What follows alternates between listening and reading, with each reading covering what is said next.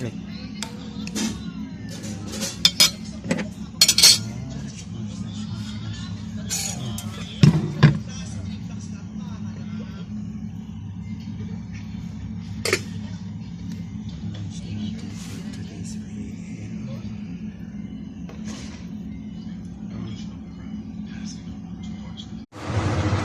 today's video, this is our lunch for today's video, and our lunch for today is ulo ng hipon.